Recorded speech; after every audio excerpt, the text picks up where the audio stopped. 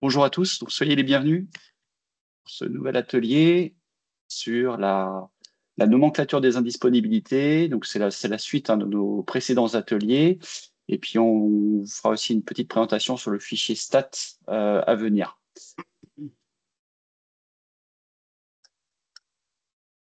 On attend que tout le monde se connecte.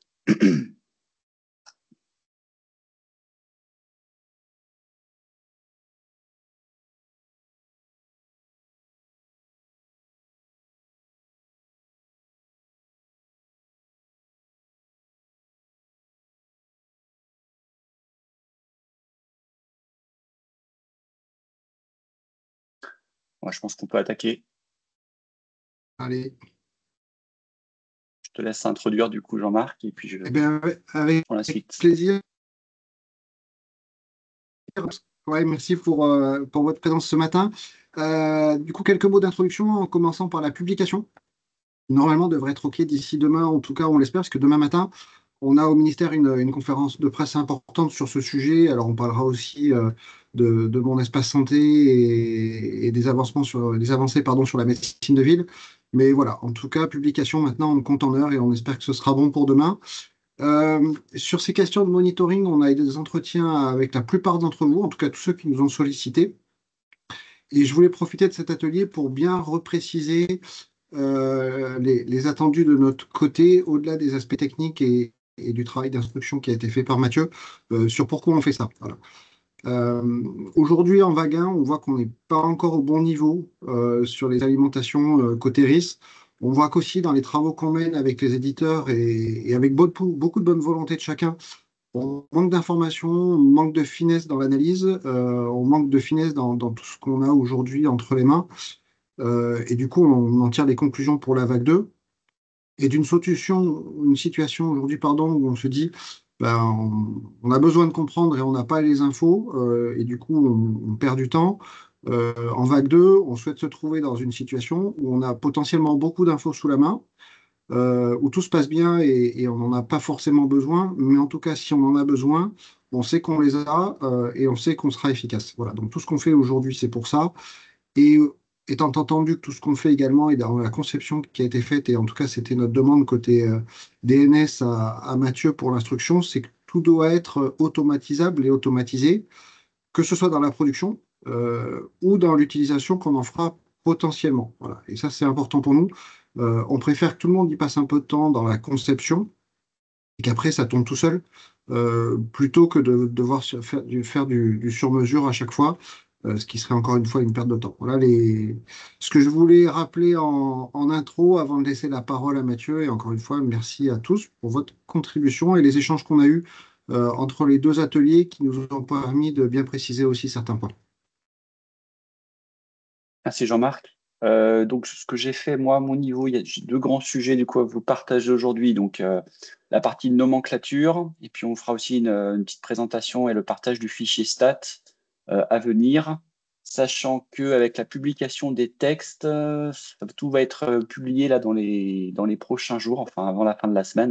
Donc, c'est en cours. Donc, je ne sais pas si je vous partagerai vraiment à la fin de la réunion les fichiers ou si je vous donnerai plutôt le lien, en tout cas, pour aller les télécharger directement sur le site. Alors, j'ai repris un peu les anciennes slides que j'ai un petit peu améliorées de la précédente réunion. Donc, les objectifs et enjeux de l'atelier, c'est toujours la communication. Alors, sur la partie motif des causes d'indisponibilité, le but, c'est toujours de vous communiquer, de construire avec vous, du coup, cette nomenclature pour derrière, vous puissiez faire le journal des indisponibilités et le communiquer semestriellement, comme demandé au niveau de l'AF à l'ANS. Donc, plusieurs ateliers avaient été faits. On avait demandé voilà, tous les retours pour le 21 février. Donc, ce qu'on a fait, nous, cette semaine, bon, il y a une majorité des fournisseurs qui ont bien fait leur retour, majorité des éditeurs. On a rencontré tout le monde avec plusieurs réunions bilatérales qui ont été organisées avec vous, éditeurs, nous, les architectes du projet, et également Jean-Marc qui représente la DNS. Réexplication du coup de la philosophie de la prestation secondaire et puis discussion des points saillants. Donc, la conséquence de ces différentes réunions, ça a été un renforcement des règles pour une meilleure compréhension au niveau de la nomenclature, puis un assouplissement des motifs. Donc, je vais y venir un petit peu après. Toujours hors périmètre de cette présentation, c'est le format et le moyen de transport du journal qui ne sont pas encore traités aujourd'hui. Donc, effectivement, il y aura d'autres ateliers qui parleront à nouveau de la prestation secondaire une fois que le service de contrôle de prestation secondaire est suffisamment bien avancé côté ANS. Donc, ça sera dans un second temps. La philosophie, ça Jean-Marc l'a rappelé, c'est besoin d'avoir un détail plus fin des indisponibilités de la Dreambox et répondre à des enjeux de maintien en condition opérationnelle au niveau du maillage Dream. Les irritants vague 1, effectivement, on en a parlé, donc avec un besoin aussi du coup et un entrant de mieux définir ces motifs et puis d'investiguer aussi de notre côté sur de potentiels blocages avec vous et puis bien sûr avec nos partenaires comme les services qui proposent le service notamment ProSanté Connect, ça c'est l'ANS et puis nos partenaires côté le CNAM avec le FIDMP et France Connect. La communication des motifs, donc voilà, cause d'indisponibilité, donc on va rester sur du OK et du NOC, le besoin d'avoir des KPI, puis bien sûr des obligations sous-jacentes avec des objectifs de production de COS en suivant l'activité et le nombre de comptes rendus reçus qui sont identifiés par la lettre T. J'y reviendrai un petit peu après. Donc les obligations de transmission des valeurs issues, ça on avait vu ça la dernière fois. Autour de cette prestation secondaire, bien sûr, il y a le support client avec le rétablissement de service et puis la mise en œuvre aussi et l'utilisation du service météo qui va nous aider à la bonne compréhension du coup des journaux qui sont transmis. Les barrières horaires support, donc je les ai reprécisées, mais elles sont bien, c'est des choses que j'ai récupérées de la dernière version de l'AF qui va être mis à disposition du coup cette semaine. Si on avance après dans les slides, donc ça c'est des rappels. J'en avais déjà parlé la dernière fois. Donc la prestation secondaire, elle couvre une durée de 3 ans. Elle va démarrer lors de la signature de la VA. Tout d'abord en prérequis sur la partie indisponibilité, le prérequis pour pouvoir envoyer le journal, ça va être aussi de communiquer le nombre de COS qui ont été envoyés dans mon espace santé et le nombre de comptes rendus reçus. Que vous savez, il y a un calcul après de pourcentage qui est réalisé. Le calcul, il est écrit dans l'appel à financement et ça va être aussi de l'atteinte de ce pourcentage va être un prérequis aussi à la récupération du journal des indisponibilités. Ça, c'est des choses qu'on avait déjà vues. Donc, un nombre de COS envoyés et CR reçus. C'est des données incrémentales et initialisées tous les 6 mois qui vont du coup avec le journal qui est communiqué. On a précisé, encore une fois, la dernière fois, on avait vu aussi, on a précisé le nombre, le compte rendu, comment il devait être, les règles qui devaient être réalisées pour être traitées, avec du coup l'ensemble des attributs spécifiques aux images. Dans tous les cas, le compte rendu reçu par la Dreambox, il a eu un acquittement positif du DMP parce que ce qu'on dit au niveau des workflows, c'est qu'avant que le compte rendu soit communiqué à la Dreambox, il faut que le RIS s'assure qu'il ait un acquittement positif du DMP, ce qui implicitement veut dire que ce compte rendu déjà il est conforme à la spécification du DMP. Mais au-delà de ça, on a introduit aussi des règles sur les différents attributs qui doivent être présents au niveau de ce compte rendu pour qu'il puisse être compréhensible par la Dreambox. Ça, c'est des règles qui ont été insérées directement au niveau de l'AF. Si j'avance dans les slides, DF, DT, la définition. Donc DF, c'est la durée totale cumulée d'indisponibilité de service de la solution logicielle telle que monitorée par le fournisseur. Et c'est la responsabilité lorsque ça relève de la responsabilité du fournisseur. Donc ça, c'est la valeur DF. Et la valeur DT, c'est la durée cumulée d'indisponibilité totale en responsabilité et hors responsabilité du fournisseur. Et ce qu'on va demander au niveau du journal, c'est bien ces deux valeurs qui sont du coup transmises à l'ANS. Donc, pour la finalisation de la partie nomenclature, comment on voit les choses. Donc, qualification de la cause de chaque événement de disponibilité de service. Ah, je vois qu'il y a des messages sur le chat. OK. Alors, attendez, il y a peut-être un souci au niveau des slides. vois qu'elles n'avancent pas. Toi, tu vois de ton côté, Jean-Marc, les slides avancer? Ou c'est bloqué? Sinon, je refais un partage.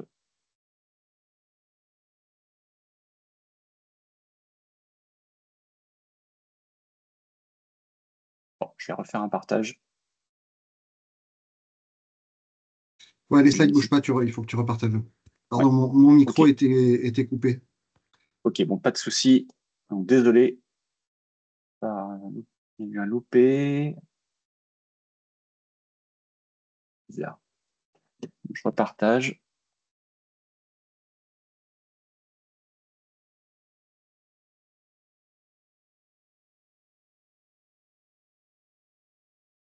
Est-ce que vous voyez, est-ce que vous voyez les slides avancer là, ici, maintenant? Ok, parfait. Bon, désolé, je vais devoir avancer un petit peu. J'étais ici. C'est bon, c'est principalement des rappels dans tous les cas. Donc la finalisation de la nomenclature et le plan de cette nomenclature. Donc encore une fois, avec les différentes modifications qui ont été réalisées sur la F, maintenant la nomenclature elle est sur un lien à part, donc elle est séparée de la F, ce qui nous permet d'avoir plus de latitude en tout cas pour travailler dessus. Cette nomenclature, elle se divise en quatre onglets, notamment des onglets explicatifs, avec un premier onglet qui est la page de garde finalement, euh, avec la présentation de la nomenclature, un disclaimer également, dans le sens où cette nomenclature n'est pas un référentiel, les principes directeurs, les ressources, la structuration logique des sondes telle qu'on le voit avec aujourd'hui 7 sondes logiques qui sont découpées pour nous permettre après d'avoir un journal cohérent et normalisé. Et puis cette nomenclature, elle va porter bien sûr un versioning qui va devoir évoluer. Donc bien sûr, elle ne sera pas figée dans le temps. On vous invitera régulièrement à consulter cette nomenclature puisque nous, on a des interactions avec les différents services et ces causes d'indisponibilité, effectivement, vont pouvoir évoluer, vont évoluer finalement dans le temps avec l'évolution des services.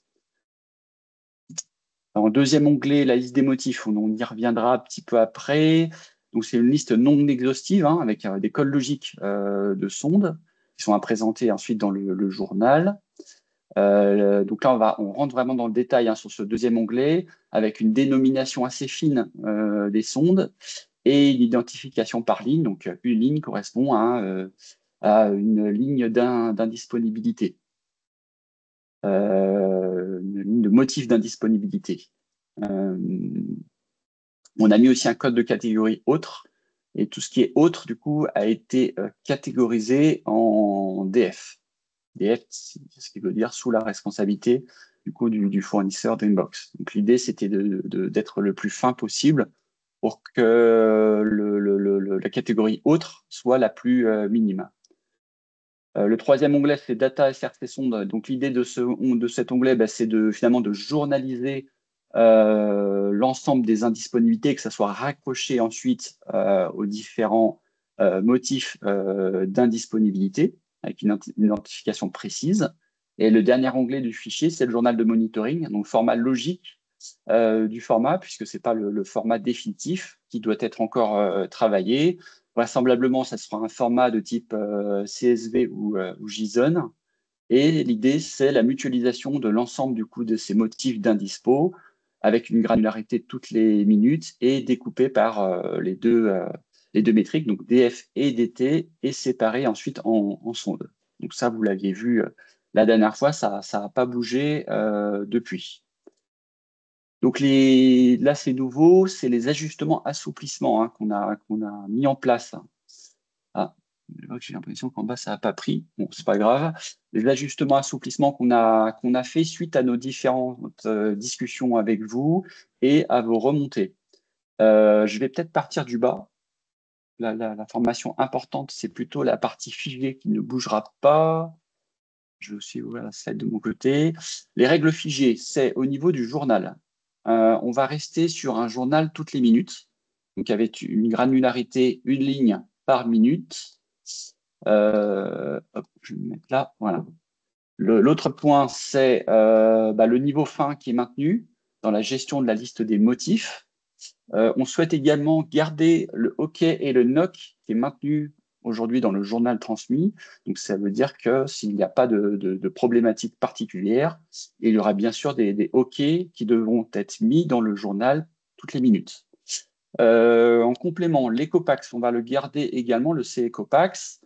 Pourquoi il est maintenu? Puisqu'on a besoin d'avoir des KPI, même en cas de non-activité de la Dreambox, et faire du préventif au cas où il y ait un PAX qui soit défectueux. Avant qu'il y ait une activité sur la Dreambox, on souhaite que ça soit remonté dans le journal. Donc voilà les différents arbitrages, en tout cas sur les règles figées. Ensuite, sur l'ajustement et assouplissement de la nomenclature, donc ça, c'était suite à nos différentes discussions. Dans la page de garde, j'ai mentionné du coup l'aspect requête et réponse entre le LPS et le proxy e-santé, j'y reviendrai un petit peu après, et le fait que le proxy e-santé, compte tenu qu'on l'appelle avec des requêtes en HTTP, puisse remonter du coup les codes erreurs et qu'ils puissent être traités. On est dans une logique du coup de requête et de réponse avec une journalisation du coup des réponses qui doit correspondre ensuite au motif d'indisponibilité. Une mention sur l'organisation du fichier voilà, qui va être répétée au niveau de la page de garde. J'ai rajouté également le référentiel ProSanté Connect, espace de confiance, où il est indiqué dessus comment doit être traité les liens entre le LPS et le proxy, notamment avec l'indice de corrélation que l'on retrouve et qui est expliqué. Donc, qui va aussi nous permettre d'ajouter du poids, en tout cas sur pareil, encore une fois, sur la requête et réponse et l'ouverture du coup du canal entre le LPS et le proxy.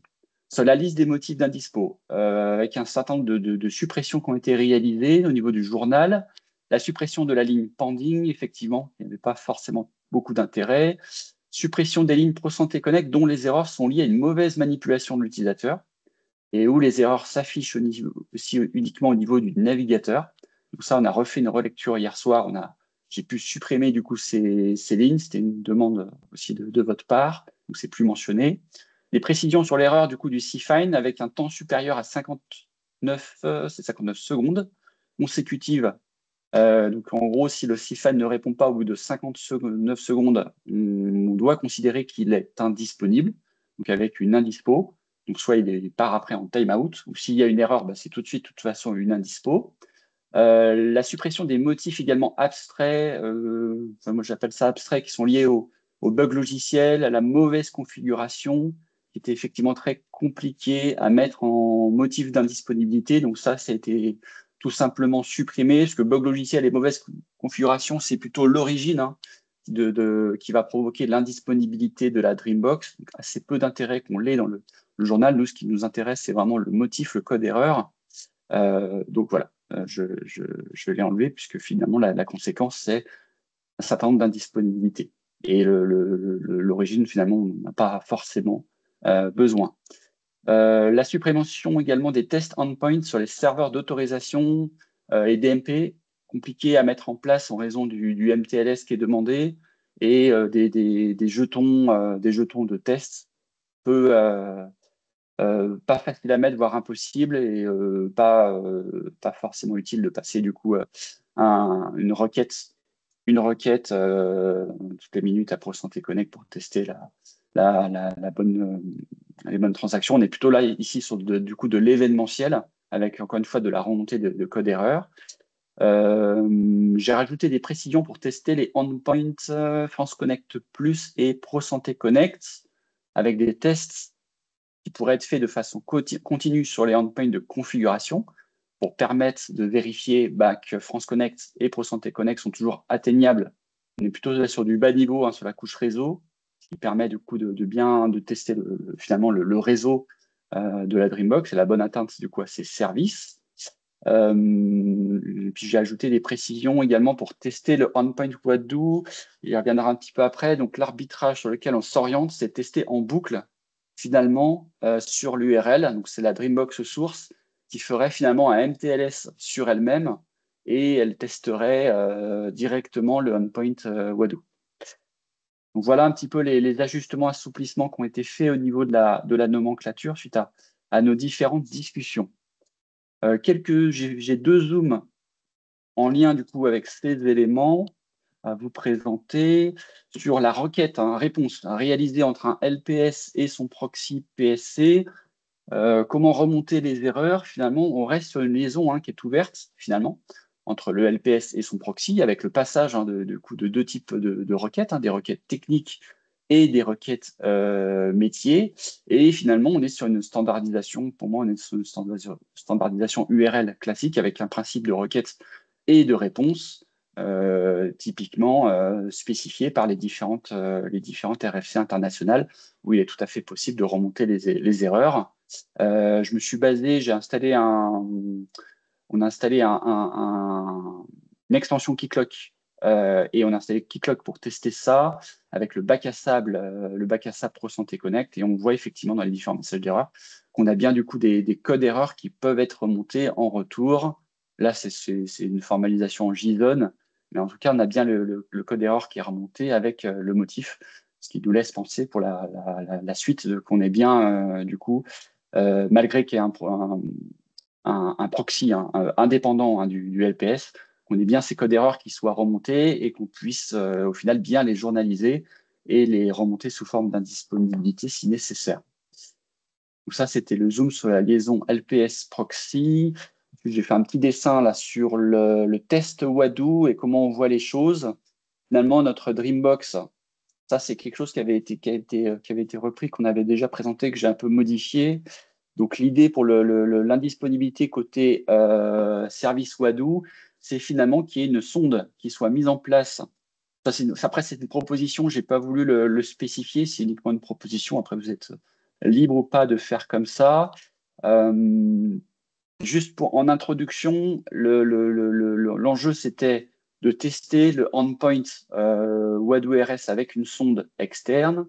On a vu que ça pouvait être compliqué parce que le Wadoo RS, il doit être atteint en MTLS, ce qui veut dire c'est qu'il y a un certificat qui doit être mis en place sur la Dreambox source pour exposer le service Wadoo, mais également sur potentiellement la sonde externe si elle était à l'extérieur. Donc, si on faisait un MTLS entre la sonde externe et la Dreambox, c'est possible, donc avec des certificats de chaque côté, mais le problème, c'est que l'espace de confiance aussi, il est maillé avec la liste blanche, et aujourd'hui, dans la liste blanche, on n'a pas prévu de mettre des sondes.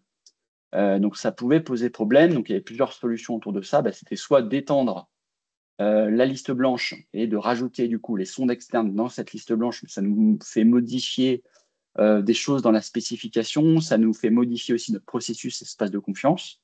Donc, on pense ce qu'il est plus facilement atteignable, même si effectivement, l'idéal serait été d'avoir une sonde externe qui passe par le réseau Internet. Ce n'est pas forcément évident aujourd'hui de le proposer, tenant compte de la liste blanche et du besoin vraiment de ne pas avoir de nouvelles sources d'exposition sur Internet.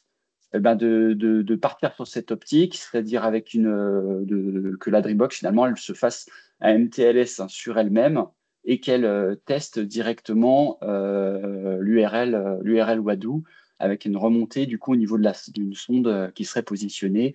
Là, j'ai mis au niveau de la Dreambox Conso, donc c'est la fonction finalement Conso. OK pour ça. Ensuite, donc ça, c'était les deux petits zooms là par rapport à nos discussions qu'on a menées du coup en début de semaine. Bon, n'hésitez pas en tout cas à intervenir. Je vois qu'il n'y a pas de commentaires pour l'instant. Deuxième partie du coup de la présentation. Deuxième partie de la présentation, je voulais vous parler du fichier stat. C'est autre chose, le fichier stat. Donc, les enjeux du fichier stat, c'est un peu les mêmes enjeux finalement que les indispos, sauf que là, on va être plutôt sur des KPI à produire. Donc, l'idée, c'est de suivre l'activité de la Dreambox dans un fichier consolidé. Aujourd'hui, vous l'avez vu dans les spécifications, on a mis des exigences avec également des tableaux reliés et ce qu'on appelle les NFT. Alors, si je reprends la spécification, du coup, avec un certain nombre de métriques, mais aujourd'hui, quand on a rédigé la spécification, on n'avait pas fait de template, on n'avait pas normalisé la remontée de ces indicateurs. Donc là, l'idée sur la suite du projet, c'était de normaliser ça et que tout le monde puisse produire le même fichier de suivi d'activité, donc le même fichier consolidé. Pour ensuite, derrière, potentiellement pouvoir le retraiter. Si on a un fichier normalisé, c'est plus simple. Donc l'idée, c'est de vous fournir du coup le template et que chacun puisse produire les métriques et que ça puisse correctement s'insérer dans le template pour qu'ensuite ce template et ce CSV extrait ils puissent être communiqués facilement aussi bien aux établissements, aux utilisateurs de la Dreambox, mais aussi aux autorités ANS, DNS, pour ensuite potentiellement du retraitement. Donc l'idée, c'est offrir la fonction de la Dreambox pour l'extraction déclenchée par le client. Donc on n'est pas sur une obligation ici de transmission du fichier. C'est un fichier qui est transmis à la demande, des extractions qui sont réalisées à la demande. Donc les résultats des statistiques, donc on a repris les tableaux 8 et 10 de la spécification Dreambox. J'ai dû les modifier un petit peu, d'où la publication d'une nouvelle version des specs Dreambox avec une version mineure. On a dû faire du coup quelques ajustements, des exigences avec un impact exigence SO87, PO88, avec vraiment quelques modifications mineures. Enfin, il n'y a pas eu de modification sur ces exigences, il y a une modification plutôt mineure sur les tableaux qui sont mentionnés dans ces exigences. Voilà. La finalité de ce tableau, il est aussi demandé à la suite des retours dont on parlait en introduction de la réunion sur les irritants identifiés en vague 1, où il a été effectivement compliqué d'analyser de façon assez fine les situations. L'objectif, là, c'est de produire, je le disais, du coup, des KPI, nombre de COS qui sont alimentés au niveau du DNP, nombre de consultations, nombre de mises à jour, les accès également au niveau des examens, nombre d'examens reçus, la taille également des instances qui sont transmises, le nombre d'appels contextuels, voilà, un certain nombre de KPI qui ont été mis et qui sont du coup en lien avec les différents tableaux. À noter qu'il y a également un tableau aussi qui va être fourni pour les éditeurs de RIS. Alors, compte tenu de la complexité du projet Dreambox, les tableaux ne sont pas identiques. Sur RIS, on va être plutôt sur on va parler plutôt de qualification d'INS, du nombre de qualifications de dossiers qui ont un INS qualifié, de nombre de comptes rendus qui sont alimentés et consultés. Là, on est sur un périmètre qui n'est pas le même pour la Dreambox, qu'on va inclure du coup toute la partie partage d'images et appel contextuel du coup dans le tableau. Pour la suite de cette présentation, donc je vous ai remis là les exigences.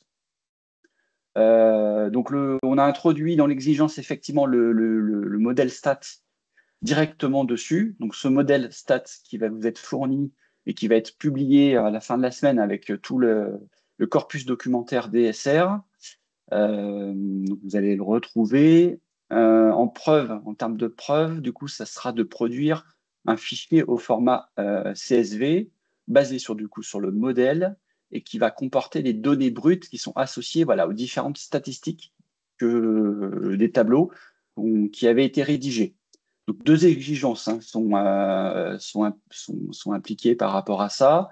Et on va, dans ce même tableau, finalement, on va retrouver le panel de toutes les statistiques. À noter qu'il y a un seul fichier CSV qui va être demandé et ce seul fichier CSV va permettre de couvrir les deux exigences. Je vous inviterai à bien regarder ce fichier CSV. Et j'en ai terminé. Il me reste encore une slide à vous présenter. C'est la structure du fichier CSV tel qu'on l'a conçu. Donc finalement, dans le même fichier CSV, il va y avoir du coup un ensemble de colonnes où on va retrouver finalement tous les métriques. À plus haut niveau, on regroupe encore une fois dans le même tableau l'ensemble des métriques, qu'on soit en Dreambox source ou en Dreambox consommatrice. On s'est aligné au maximum sur les tableaux qui avaient été rédigés au niveau des specs, avec un identifiant Dreambox. Donc la granularité du tableau, c'est l'identifiant Dreambox qui va correspondre à la commande passée par vos clients avec un identifiant du coup commande. Et ce tableau permettra du coup d'être extrait derrière par commande. Dans une commande, on peut avoir plusieurs établissements. Donc, on a fait également la liste des identifiants de structure des différents établissements, soit bien établissements ou cabinets libéraux. Et à chaque fois, il y aura du coup une date de l'événement. Donc, on a pu petit à petit extraire du coup à chaque fois une ligne avec une date d'événement et ensuite chaque fois avoir une ligne sur l'événement donné au niveau de la Dreambox qui seront mis du coup dans le fichier. Ça va nous faire comme ça un fichier CSV assez complet qui pourra être extrait sur une période à définir au niveau de vos extractions. Et ensuite, avec un traitement qu'on vous mettra également à disposition, un fichier Excel avec derrière du tableau croisé dynamique, et ben d'avoir des métriques de regroupement des différentes extractions. Et nous, côté ANS, DNS, on aura également ce même tableau pour faire les calculs qui va nous permettre d'analyser beaucoup plus finement l'activité des Dreambox déployées. Voilà ce que je pouvais vous présenter aujourd'hui en webinaire. Il n'y a toujours pas de questions. Et pour clôturer ce webinaire, du coup, il va y avoir la publication des textes qui arrive cette semaine et du coup la publication du coup sur le site ANS de ces deux nouveaux fichiers, la nomenclature des indisponibilités et le fichier statistique et également la mise à jour mineure de la spécification Dreambox qui sera publiée plutôt soit en fin de semaine, soit début de semaine prochaine, avec les différentes améliorations qui sont en lien avec les retours que vous nous avez faits dans le cadre du support. Et vous aurez du coup le package global de tous les documents liés au projet Dreambox dès fin de semaine, voire début de semaine prochaine. Voilà ce que je pouvais vous Et dire du coup, aujourd'hui. Vas-y, Jean-Marc. ouais, du coup, entre le début du webinaire et maintenant, je viens d'avoir la confirmation que c'est bien au JO demain. Merci pour l'info. Voilà, je vous laisse la parole si jamais vous souhaitez intervenir. Alors, une question de Nicolas. Le fait que les éléments d'indisponibilité non prévus soient imputés au fournisseur me gêne un peu. Le listing étant évolutif, on ne peut pas indiquer que les autres devront être analysés pour imputation. Aujourd'hui, effectivement, alors, on ne peut pas avoir la liste exhaustive de tous les motifs d'indisponibilité. De toute façon, même si on fait un travail énorme, on n'y arrivera pas. Voilà. Après, il y a effectivement eu un choix de dire on a fait ce travail qui est assez conséquent avec tous les motifs, nous, qu'on voit et qui sont documentés. Ceux qu'on ne voit pas, qui ne sont pas documentés, on a fait un arbitrage et on a considéré du coup de les mettre en DF à oui. Ah oui, voilà. On reste ouvert si jamais vous voyez des indisponibilités qui ne Ouais, seraient pas documentées. Ce qui va être compliqué, c'est aujourd'hui, enfin, moi, ce que je souhaitais pas, c'était identifier des indisponibilités dans le tableau, des motifs d'indispo qui ne seraient pas documentés par des référentiels. Voilà, c'est ça qui peut être compliqué. ouais. Du coup, pour compléter sur les notions d'évolutivité, on est là dans un cadre, ce qu'on appelle, nous, infraréglementaire. C'est-à-dire qu'on est sur des éléments qui sont référencés au niveau réglementaire, mais qui peuvent évoluer puisqu'ils ne sont pas embarqués directement dans la liasse réglementaire. Donc, ce qu'il faut, c'est une première version au moment de la publication. Et du coup, c'est le cas puisque on valide avec vous cette première version avec une publication demain au JO, mais forcément, ce sera amené à évoluer.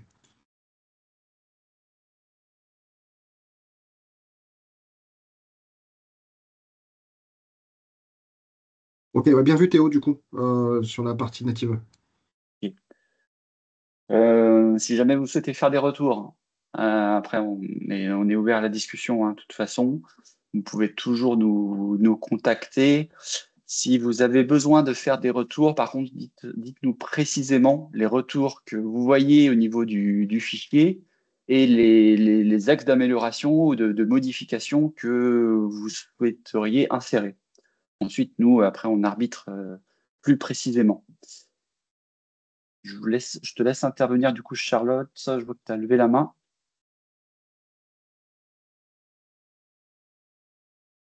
Ah, ouais, j'active peut-être le micro. Ah, c'est bon, tu peux intervenir. Oui, c'est bon. Bonjour. Au niveau de la prestation secondaire, est-ce qu'on pourrait envisager quand même un allègement pour les premiers 6 mois ou pour les premières installations? Il y aura forcément un peu de stabilisation à faire. Enfin, le fait qu'il y ait juste là que dès qu'on dépasse 10 heures, ou qu'on a le droit qu'à une seule heure de maintenance, pour les premiers 6 mois, ça me paraît compliqué, à réaliser. Alors du coup, ça c'est une excellente question. Alors le mot allègement, il marche pas très bien avec des textes réglementaires. Du coup, les 10 heures, c'est embarqué dans la partie réglementaire. Là-dessus, on ne pourra pas transiger. Après, sur les causes d'indispo, sur tout ce qu'on vient de voir là ensemble, bon, voilà, on pourra en discuter. Mais sur les 10 heures, par contre, ça, Oui, mais peut-être on sur ce peut, qui est imputable de notre côté ou qu'on ait le droit à plus bon, de maintenance, voilà, par exemple, après parce que je crois qu'il il y y avait aura qu'une seule heure de certainement des maintenance. ajustements. Et effectivement, sur les premières causes d'indispo, voilà, on sera intelligent dans l'analyse. Mais du coup, sur les 10 heures, là, on ne peut pas bouger. Oui, oui. C'est aussi un enjeu pour nous tous, hein, que dès le départ, ça marche bien. Mais voilà, donc vous pouvez compter sur nous, mais vous le savez, pour être super dispo en cas de difficulté, pour que justement, ça ne vous soit pas imputable. Peut-être qu'il y aura plus de maintenance à faire, enfin, de mise à C'est jour et certain. des choses comme Ouais, ça. c'est Enfin, certain. voilà. Voilà. Après, encore une fois, on sera intelligent, vous le savez, on sait l'être quand il faut, hein, vous l'avez vu pour la vague 1, et notamment pour l'accompagnement pour les contrôles a posteriori, hein, pour ceux qui ont vécu ça. Donc voilà. Vous pouvez compter sur tout notre soutien pour vous accompagner au mieux sur les premiers mois. Voilà, l'enjeu il est collectif, donc on Parce que sinon, ça prendra veut dire notre que des fois, part. on aura Ouais, plus intérêt limite à décaler de 6 mois, enfin, pour toucher 6 mois plus tard. Enfin, je sais pas comment est-ce ouais, mais j'entends, que si la les 6 question premiers mois, voilà. elle est super légitime, mais elle est judicieuse. On verra au cas par cas. C'est-à-dire Ok, que sur cette question-là, ce sera 10 heures de toute façon, parce que ça relève du réglementaire, que derrière, c'est l'ASP, etc. Et donc, on doit être hyper rigoureux par rapport à ça. Après, on verra comment on s'adapte dans ce cadre-là sur les premiers mois. merci. Merci Charlotte. Je vous laisse intervenir s'il y a d'autres points. Et du coup, je rebondis sur ce qu'a dit Charlotte, mais aussi en lien avec la vague 1. Si vous rencontrez des difficultés, n'hésitez pas à nous les remonter le plus tôt et le plus vite possible. Un, pour qu'on en soit conscient. Deux, pour qu'on puisse agir et vous accompagner au mieux. Ce qu'on n'a pas tous très bien fait collectivement sur la vague 1, sur la partie alimentation, où on est un peu a posteriori et plusieurs mois plus tard, on est encore en train de ramer pour essayer de comprendre.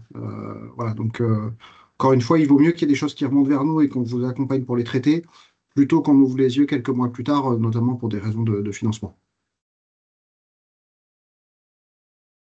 Merci Jean-Marc. Autre point, effectivement, alors là je vous ai remis le prochain webinaire, qui sera du coup un webinaire avec un focus administratif. Avant ça, il y avait une question effectivement de Jean. Donc du coup, effectivement, nous, ce qu'on demandait sur la première version des spécifications, c'était des compteurs par mois. On a dû retravailler notre sujet et le mettre en lien du coup avec et nous aligner, hein, sur la partie stats qui est demandée côté RIS. Donc il y avait des stats côté RIS qui étaient demandés avec ce fichier. Ce qui nous a été demandé, c'est de nous aligner du coup sur ce fichier aussi pour le projet Dreambox, pour permettre une bonne analyse, hein, du fichier. Et effectivement, on a dû faire du coup quelques ajustements et demander un niveau beaucoup plus détaillé. Donc là, effectivement, vous étiez sur un compteur avec une mutualisation de tous les événements. Là, ce qu'on demande avec le fichier stat, effectivement, c'est un éclatement du coup de tous ces événements et de tout mettre à plat suivant un format défini, qui est du niveau du template, qui effectivement est demandé. Ça, encore une fois, hein, dans le but d'avoir une analyse la plus fine possible. Donc effectivement, c'est quelque chose dont on n'avait pas discuté avant et qui est introduit du coup avec la fin de ces travaux autour du fichier stat. Oui, tout à fait.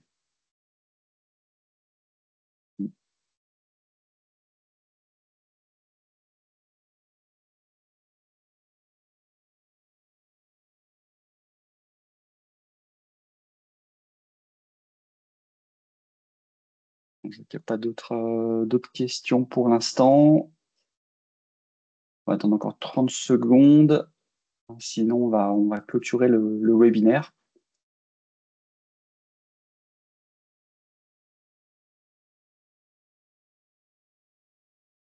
OK.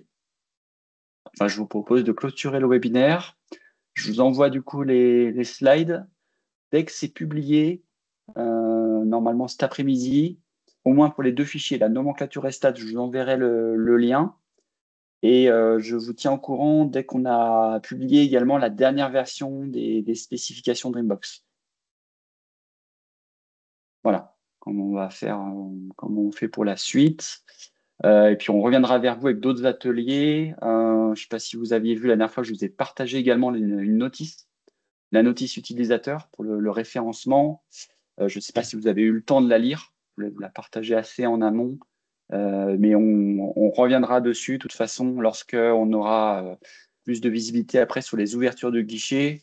On aura besoin du coup de vous expliquer le fonctionnement du dépôt de preuves et le déroulement des différents scénarios et tous les prérequis à faire avant de déposer les preuves. Donc ça, on reviendra vers vous avec des animations de webinaires qui sont en train d'être planifiées.